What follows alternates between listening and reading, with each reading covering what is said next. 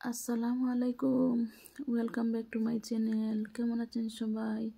আশা করি কাছে এবং দূরে যে যেখানে আছেন আল্লাহর অশেষ মেহেরবানিতে অনেক অনেক ভালো আছেন। আমিও আলহামদুলিল্লাহ তোমাদের দোয়ায় বেশ ভালো আছি। তো বরাবরের মতো নতুন আরও একটি দিনে নতুন আরও একটি ব্লগ ভিডিও নিয়ে চলে আসলাম তোমাদের মাঝে।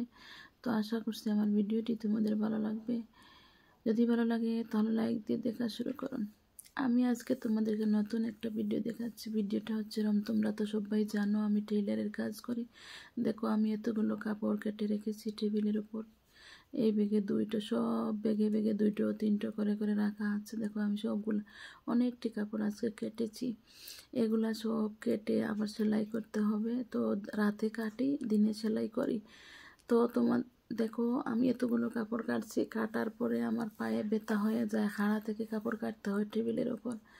আর সবগুলো কাপড় হচ্ছে গর্জিয়াস কাজের। দেখো এই ব্যাগে দেখো আরও কতগুলো কাপড়।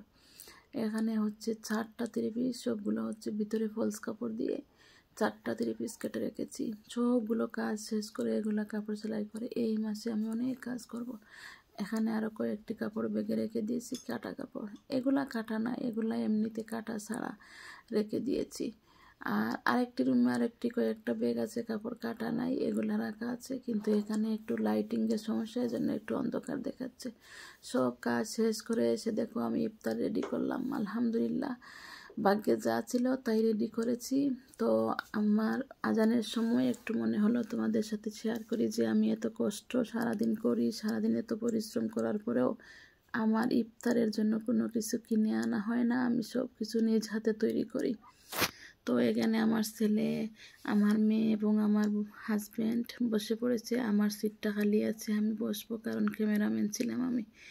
এটার মধ্যে আমি ছোলা বোনা করেছি, এখানে বোনা খিচুড়ি করেছি মুরগির মাংস দিয়ে, আর হচ্ছে বেগুনি বানিয়েছি, আর এটাতে তো গাজর কেটে নিয়েছি, আর এটাতে আঙ্গুর, আর এটাতে কাঁচা ছোলা। অনেকে পছন্দ করে, অনেকে পছন্দ করে না। কাঁচা ছোলা পেঁয়াজ দিয়ে মাখিয়ে নিয়েছি, পেঁয়াজ কাঁচামরিচ দিয়ে। আর আপেল কেটে নিয়েছি, আবার পেঁয়াজও বানিয়েছি, তরমুজ কাটিয়েছি। যেগুলা ফল ফ্রুট কিনে আনারগুলা কিনে আনে আমি কেটে ধুয়ে কেটে প্লেট সাজিয়ে নিই।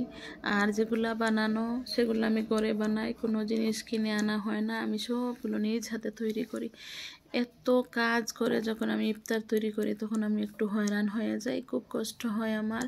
কিন্তু আমি আমার সংসারটাকে খুব ভালোবাসি, আমার সংসারে অনেক শান্তি, সেজন্য আমার কোনো রাগ নেই, অভিমান নেই, আমি সব হাসি মুখে করে নিতেছি। তোমরা সবাই আমার জন্য দোয়া করবে। আর সাথে ইউটিউব চালাচ্ছি, আমি কতটুক তোমাদেরকে সাপোর্ট দিতে পারতেছি, কতটুক সাপোর্ট দিচ্ছি আমি জানি না, তোমরা তো আমার ভিডিও দেখলেই বুঝতে পারবা। তো সারাদিন একটু ক্লান্তি পরিশ্রম করার পর একটু কষ্টই লাগে, খারাপই লাগে যে যখন কাজে বসি আর 10 মিনিট যদি আমি নীরব বসে থাকতে পারি তাহলে আমার ঘুম এসে যায়। আমি পুরোটা রমজান যাচ্ছে আমি 2 ঘন্টা 2.5 ঘন্টা সময় ঘুমাই, এর চাইতে বেশি ঘুমাতে পারি না। আমি এই টাইম মেনটেন হয় না আমার। যদি আমি ঘুমিয়ে পড়ি তাহলে আমার সব সর্বনাশ হয়ে যাবে।